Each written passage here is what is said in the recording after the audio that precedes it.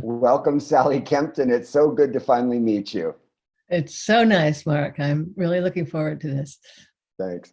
When I look at your biography, it reminds me of the line from Stanley Kunis's poem, I have walked through many lives, some of them my own, because there is such a range of experiences, such you've crossed over so many boundaries to find where you are today.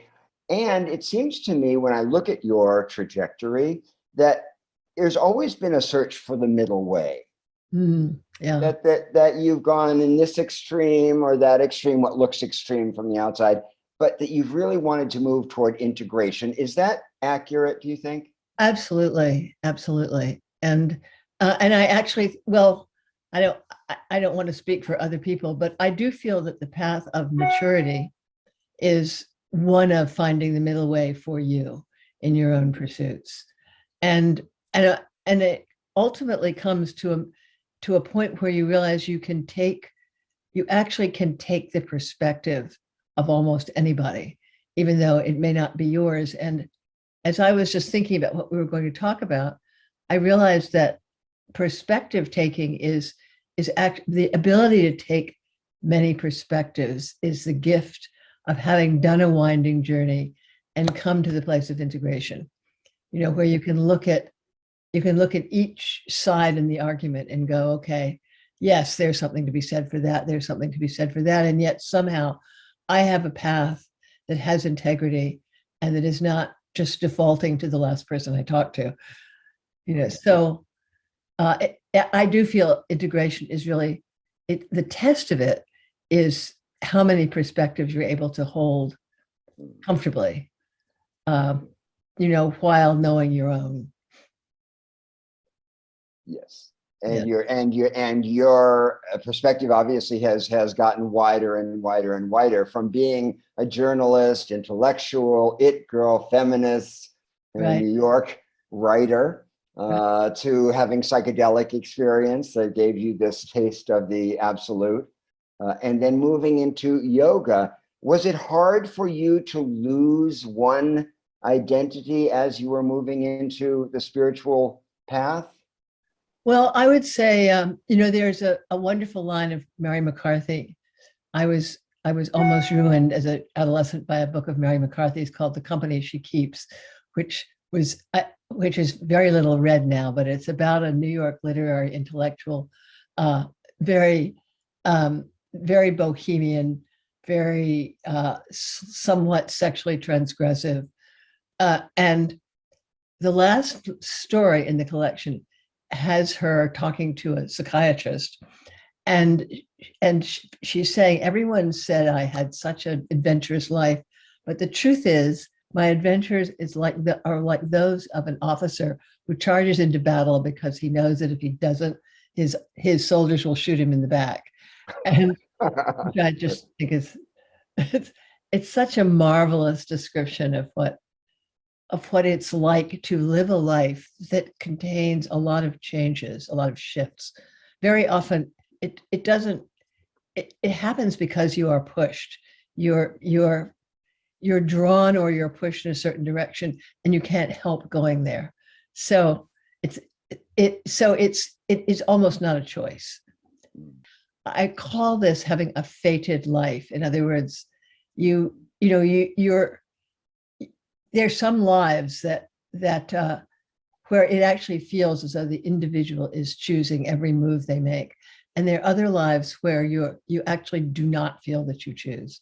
So, and one of the things that I think is, I'm sure you resonate with this, is that you start off in a certain place, in a certain milieu, in a certain background, and never feeling like you quite belong, and not really knowing where you do belong.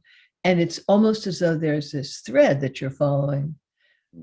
That's, in a way, that is what the middle way is. How do you stay in contact with the thread that's taking you to the what would you call it, the mission, the life, the place that you're meant to be. And it's a trial and error process. It's a trial and error process. You know, you're touching the red thread, and then you drop the thread, and then but it doesn't let go of you. I think the thread doesn't let go of you. I think that's the case. I think that's what you get to trust, that no matter how much you veer to the left or the right, that somehow the thread is going to bring you back to the center.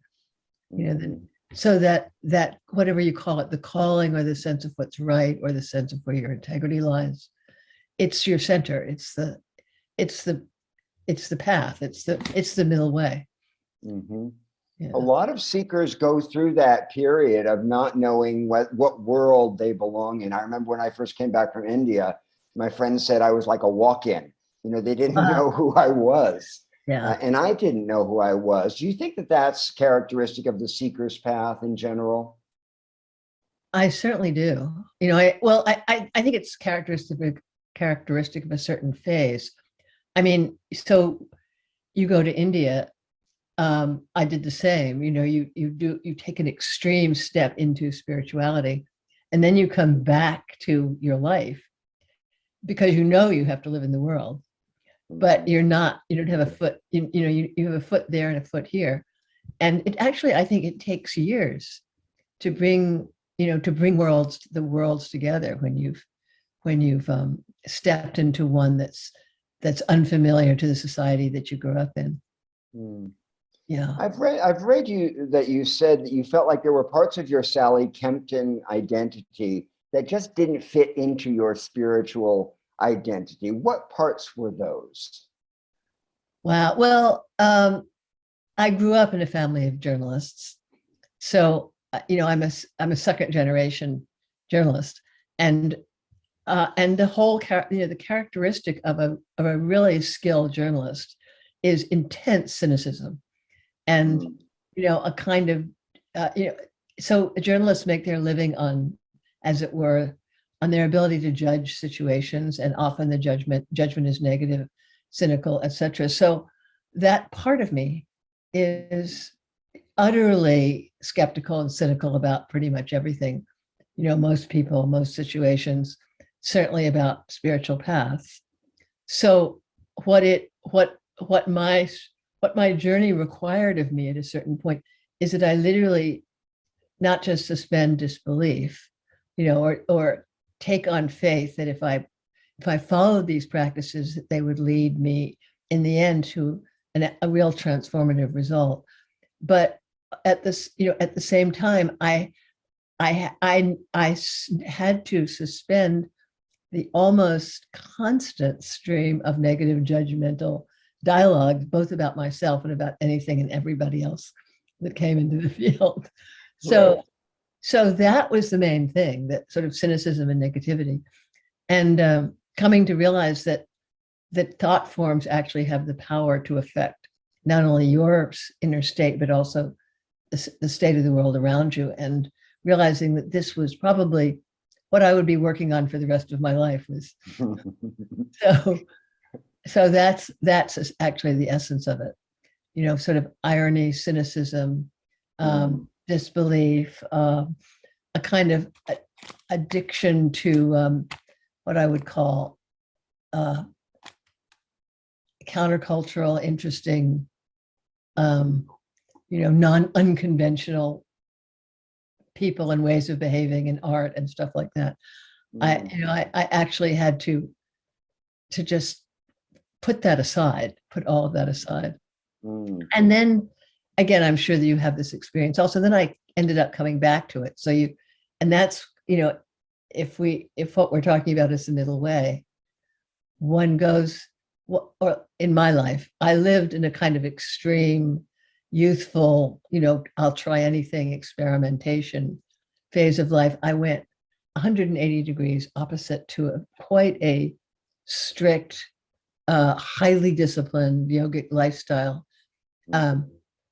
And then where I spent the middle part of my life for about 30 years. And then I had to come back.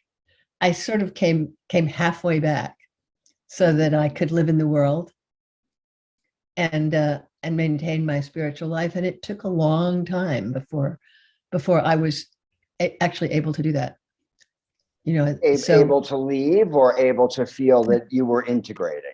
able to feel that I was integrated, able to feel that I could hold the intense, I would call it spiritual uh, joy, the love, the feeling of connection to higher realms and other people's hearts. It took me a long time to realize that that through cultivation and grace and practice, I had it inside, and I didn't need any external situation to support it. So, and of course, this is what we're taught from the beginning. You have it inside. So, it's in you. Your the guidance to take you along the path is within you.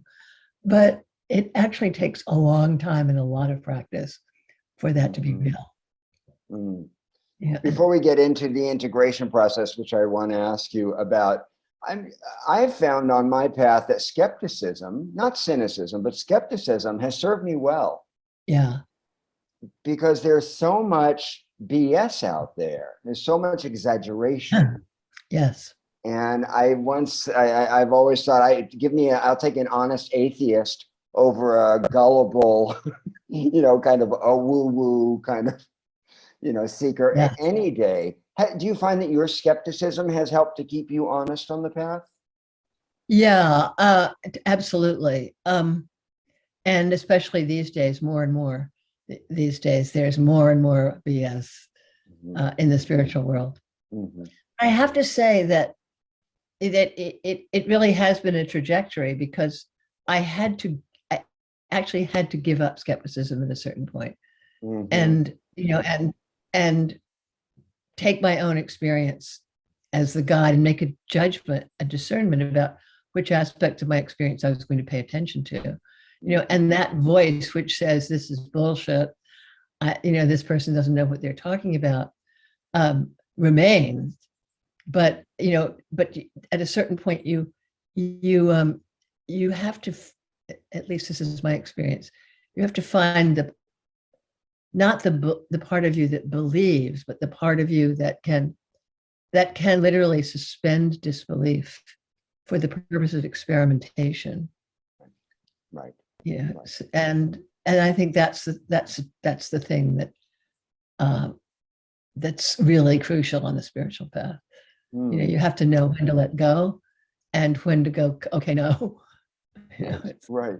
And and what I found is that you can't deny experience. So at a certain point, I was up, my skepticism / cynicism came up against experience that I couldn't deny. And someone said to me something very smart. He said, if you really doubt, then turn the dogs of doubt on doubt itself. And that was a big wake up moment for me, because I started to doubt my own doubt and see the fear behind it.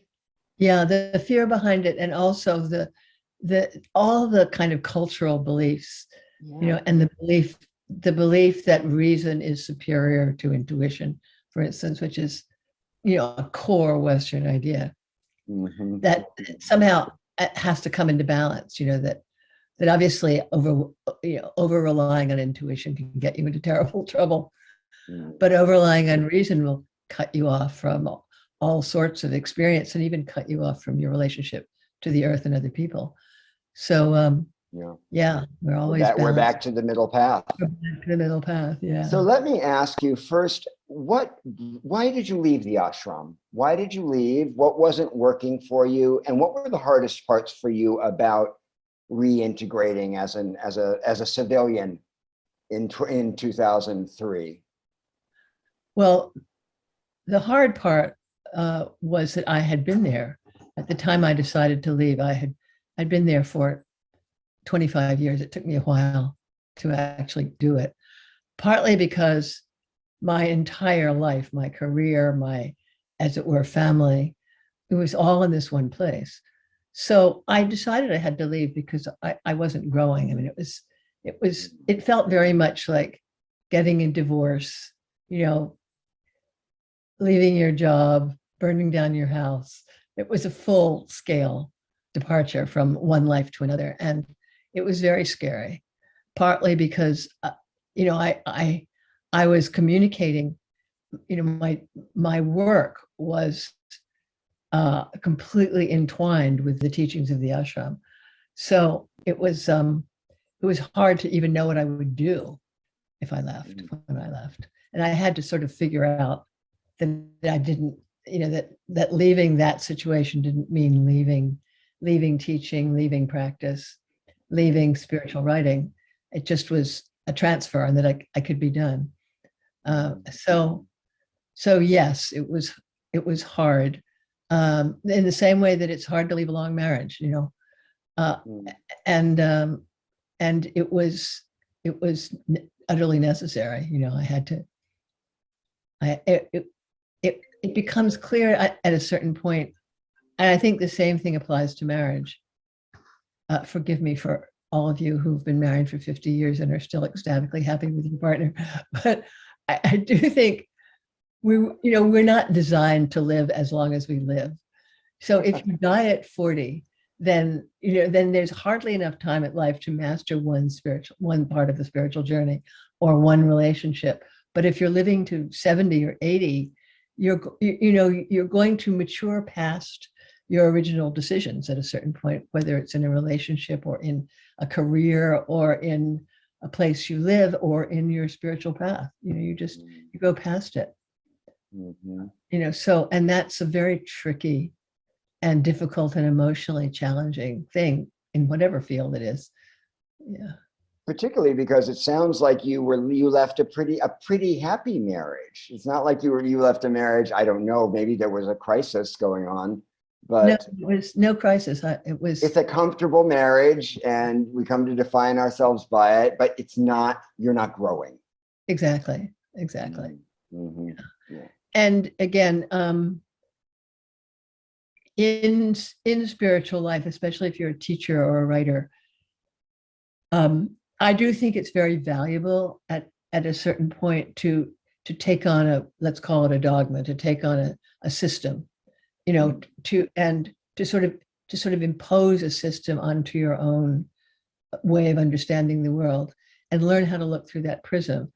And then at a certain point, you have to take the system off, but it's, you basically have to change the software or update the software. And then you cannot stay in a spiritual organization that demands that your teaching conform to a certain set of beliefs and understandings. So, and I think that's actually why people like me leave spiritual organizations, not out of a critique of the organization, but just because you need the intellectual freedom of being able to follow your own intuitive instincts. And, of course, in the West, especially the postmodern West, we don't even believe that there's any benefit in adhering to a system of thought. We're all about my own individuality, and that's very real and correct, and an evolutionary step forward from what we could call conformity to tradition.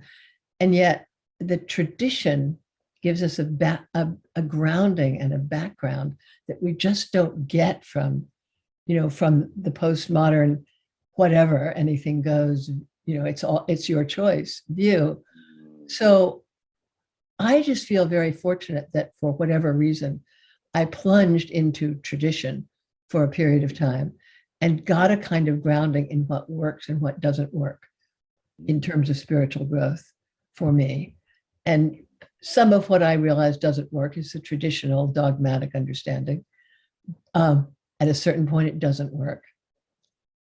But it's just like if you have a Jesuit upbringing, there's a kind of a rigor that you apply to everything in your intellectual and spiritual framework, even though you may have left the belief system of the Jesuits behind long ago, but the training remains. And the training is extreme. Those traditional religious trainings are very, very useful. Provided you allow yourself to keep growing. And now, when you've outgrown it, it's time to now take this and as you said, update the program. Exactly. So I could have I could have left 10 or 15 years earlier. It probably would have been good, but it was what it was, you know. Right, right. Yeah. So let's switch now to talking about yoga as in the path of the middle way.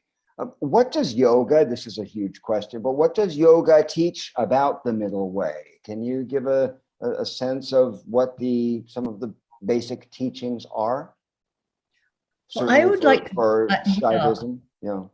um, I would say that what I find interesting about the middle way teaching is to actually apply it to your own inner body.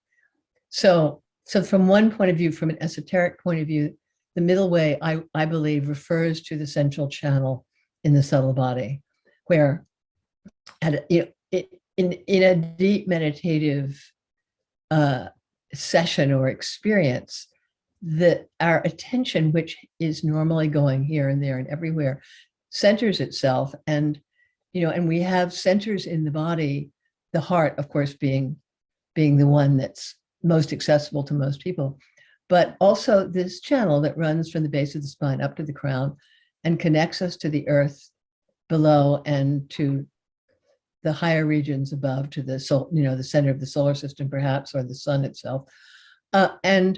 And once we become aware of that, which is, it's like a rope a sort of a rope made of energy and light that runs parallel to our spinal column. You actually can center your attention there, bring your attention back there, and it gives you access to intuition, situational intuition, without you having to figure it out, because that center it's our instinctual aligned source. And so I actually feel that the middle way ultimately is our connection to our own center, our own embodied center, through which we're able to approach other people and situations from a completely different sense of self, so that our decisions are actually congruent and aligned with what we call flow, or the tendency of reality to move in a higher evolutionary direction. So, and it's in that center that we actually find let's call it the evolutionary calling that will take us forward on the path in every moment. And that's the essential Shaivite view of the middle way. It's the center of consciousness, so whether in the heart, whether in the in the upper chakras, but especially in this inner center. So, in other words, the idea is that you can understand the absolute appropriate action, not too tight, not too loose, as Buddha said, not too much, not too little. The Goldilocks approach is natural for us when we're in touch with this center. So this is a rather esoteric description of what the middle way is, but to me, the question is always, how do you make that judgment? And you can't make that judgment by thinking it through. You make that judgment ultimately by an intuitive felt sense. And this is a technique for a way that yogis have found for tuning into and cultivating that intuitive felt sense. And it begins with the body. It absolutely begins with the body. It begins with syncing our awareness, with actually becoming aware of the breath flowing vertically, which we can tune ourselves to feel the breath flowing vertically, and to let the breath tune your attention to this channel of energy that flows directly in front of your spine, and eventually it'll become real to you. You'll feel it. It's almost like if you circle your body around an invisible core, it becomes apparent that there's a kind of an axis in the middle of the body. I know you know this stuff. I know that you're a yogi. You know this stuff. But it's a beautiful thing. Yeah, it's a beautiful thing, and it's pre-verbal. It's also post-verbal. It's it's really a source of knowledge and wisdom as we learn to pay attention to it. And so paying attention to that, having grounded ourselves in our body, what's the role of reason in there? How does reason help to guide us toward that central orientation? Well, I think reason is our check-in. In other words, I would say our life is a balance between intellect, emotion, thought, feeling. They're obviously all aspects of the story, but one of the things I think we've all discovered is that when you're centered in reason, then actually reason is limiting. Reason is dogmatic in its own way, and it just needs to be constantly checked with intuition, while intuition also needs to be checked with reason. Does this make sense? Is this in everybody's best interests? Is it really in everybody's best interests? I mean, all those questions that we answer, at least partially through figuring it out, through reason.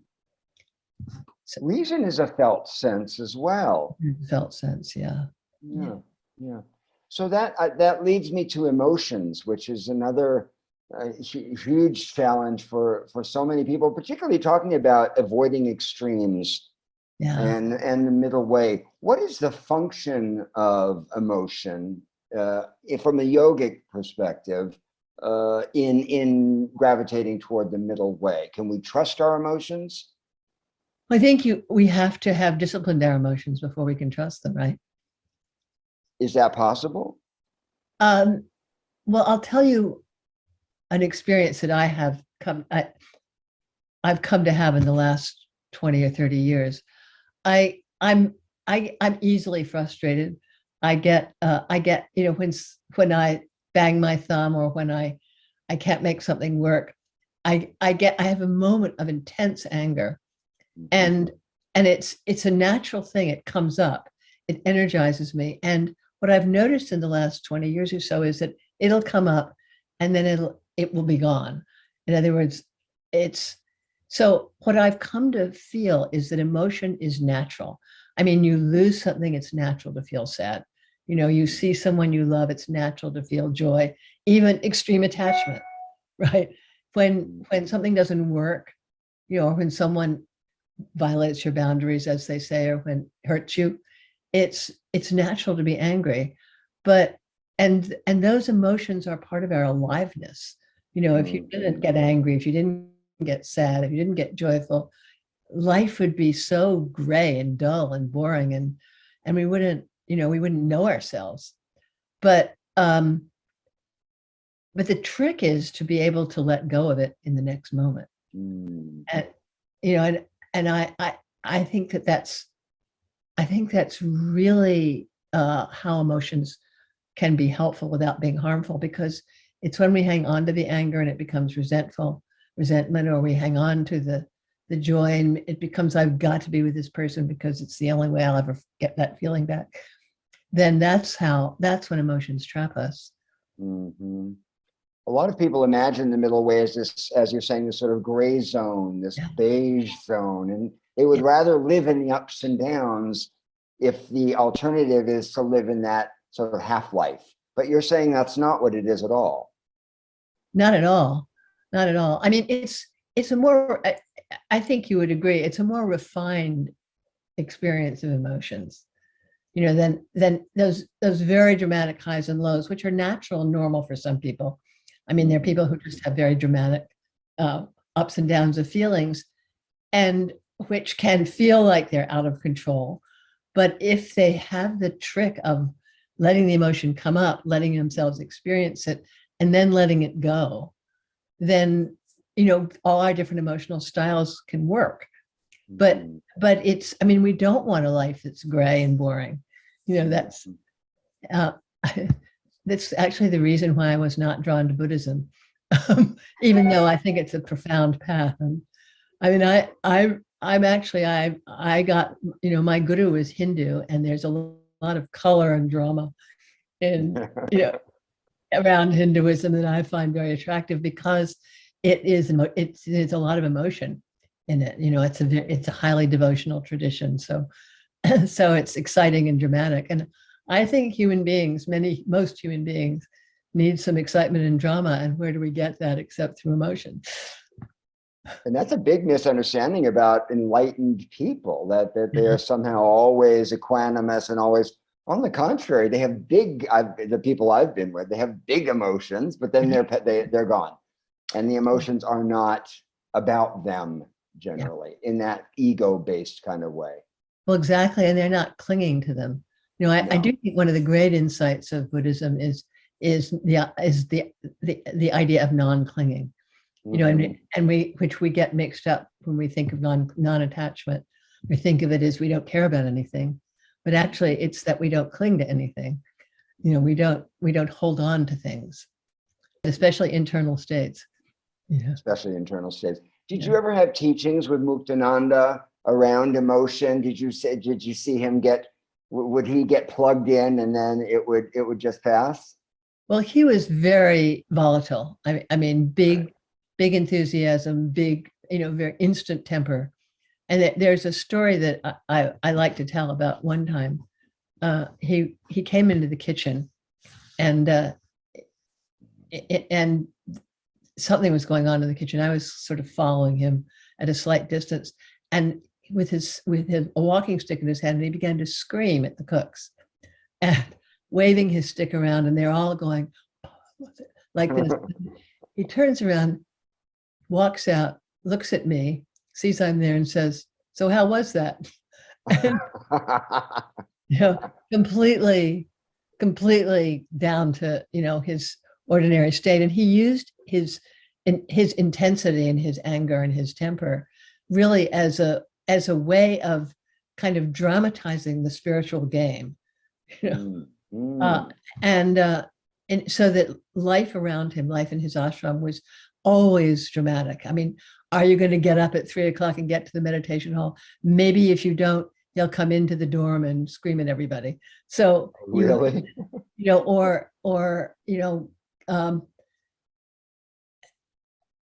what it felt like to have him just pour affection onto you for no reason.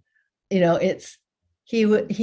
used his emotions in all of his relationships, and to create a field of, I would say, of enormous juiciness and excitement.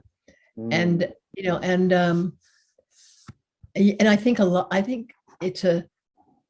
it's very interesting to look at our own character and see how the qualities of our character, our innate characteristics, whether it be equanimity or volatility, how they can actually be useful in our spiritual growth. How do you take your nature and take the best of it and leave the rest of it? And it's about self-understanding and self-discipline. That's such an interesting point. So understanding what our predisposition is, and then how can we optimize that juice? How can we use the energy that comes naturally to us to deepen? You said that so much better than I did, Mark. Thank you. No, that's beautiful. Have you ever seen a video of Nisargadatta teaching? Yeah. He rages, he flails his arms, he rages, and underneath, obviously, there's this immensity of love. Yeah. But the personality was, there was a lot of aggression in the personality. Very volatile, and it's very much a teaching style, as you know, among Indian swamis and gurus, is and you sort of, and the people who know them well and who know their cultural style sort of see through it, and those who don't get quite taken out by it. Well, because we have such a moralistic, self-righteous view of what enlightenment looks like, thinking that it's this pure kind of inert state that doesn't get agitated. Right, never gets angry, never gets lustful, never prefers some people to others. This is a big deal, Yeah. So And the idea that an enlightened person is also a human being with their own karma and their own, their own nature is, it's somehow very difficult for the Judeo-Christian, those of us who've been brought up with the Judeo-Christian viewpoint to grasp. Yeah. Because it's black or white. Either you're enlightened or you're not. Yeah. The idea that it's an ongoing process. Right?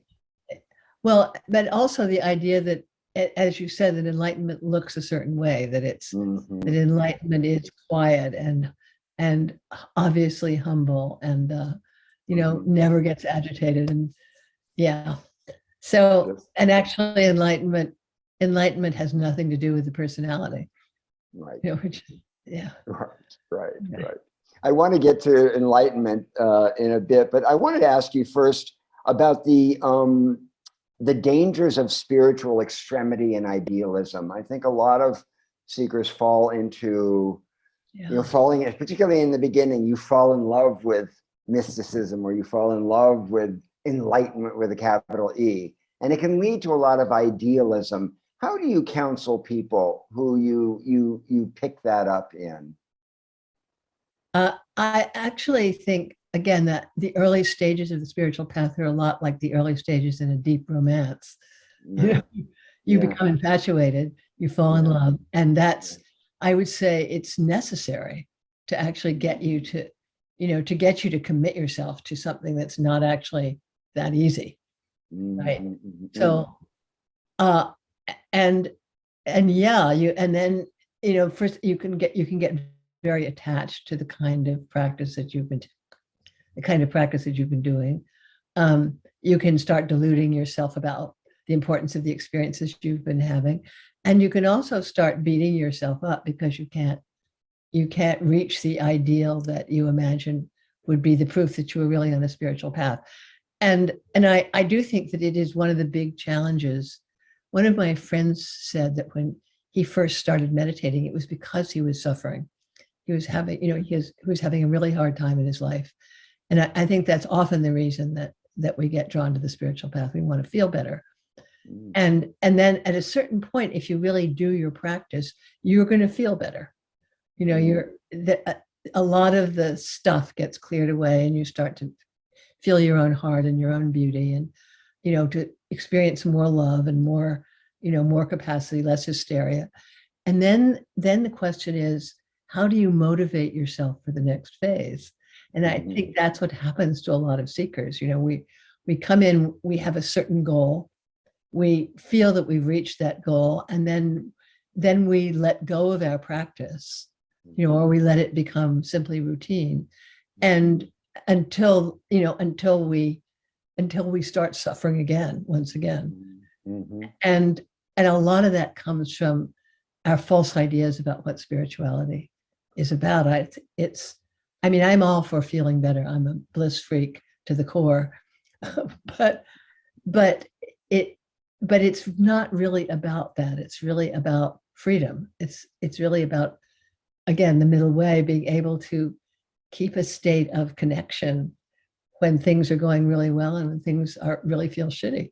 It's and without necessarily just being neutral to them both, but being able to navigate.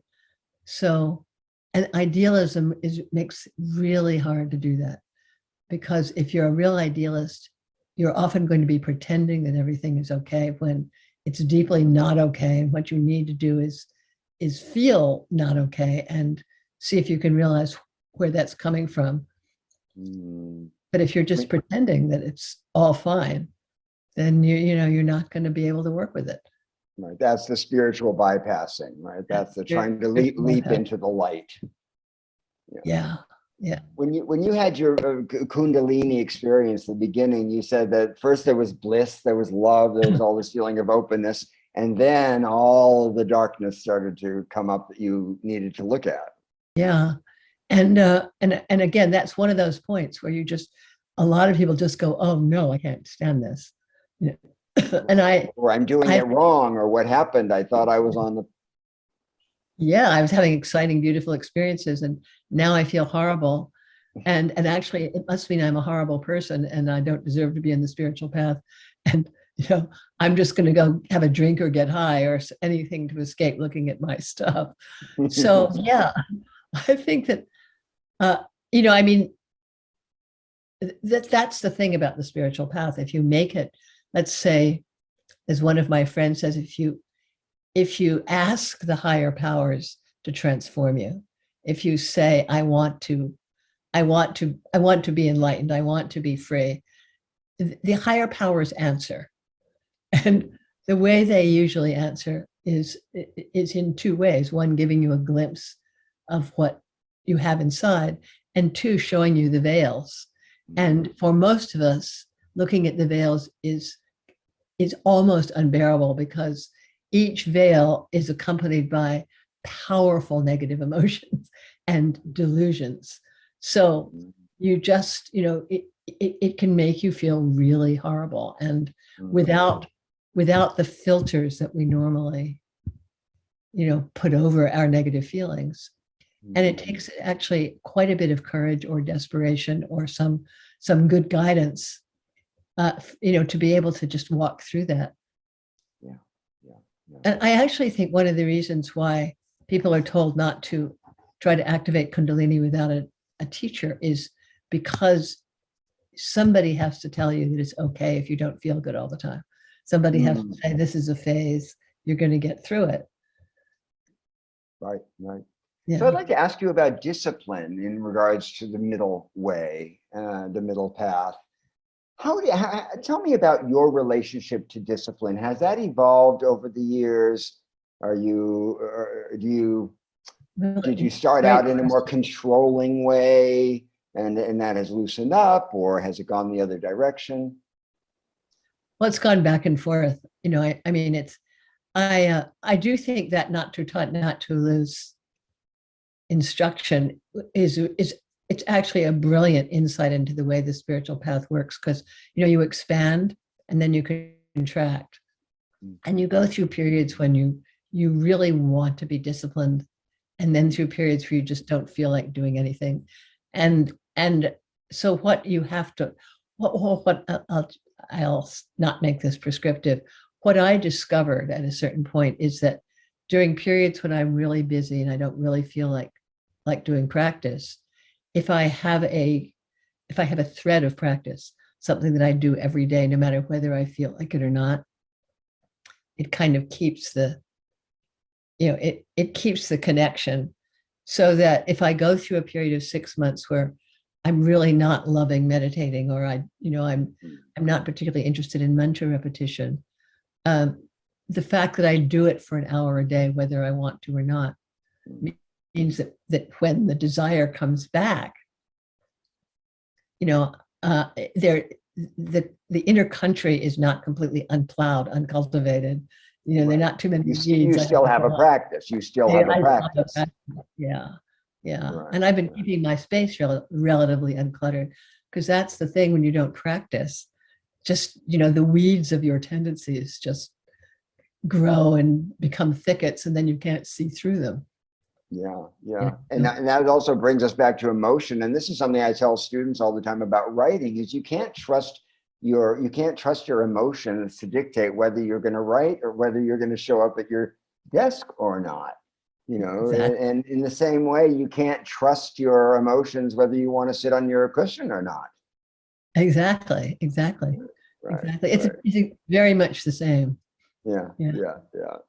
Two more questions I'd love to ask you. The first is about the sacred feminine, and it's a huge question, and I think I know what you'll say, but Aurobindo said that if there is to be a future, it will wear the crown of feminine design. Yeah. Do you agree that we either integrate the feminine and that continues, or we're in big trouble? Well, I mean, we are in big trouble, right? Yeah, and I think this is not going to be original. Everyone who discusses this topic says these things. Because we've associated the feminine with the body, and disrespected the feminine, therefore disrespected the body, therefore disrespected the planet. we're in deep trouble, so, so and I think I mean, there's a lot to be said about the masculine and the feminine that I won't say. It's not our topic. But as long as we separate the body and the spirit, or the body and the mind, or the masculine and the feminine, we're going to be out of touch with ourselves, and we're going to be out of touch with the earth, because we are bodies. We are the planet. We're not separate from it. So we are women, we are men.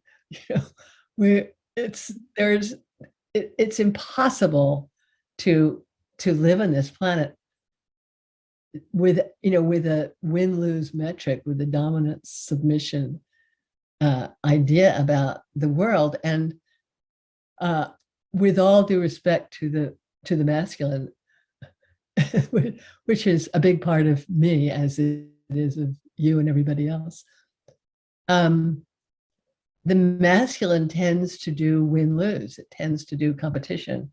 Yeah. It's a necessary part of human life, but you just compete yourself out of a planet. You complete yourself out.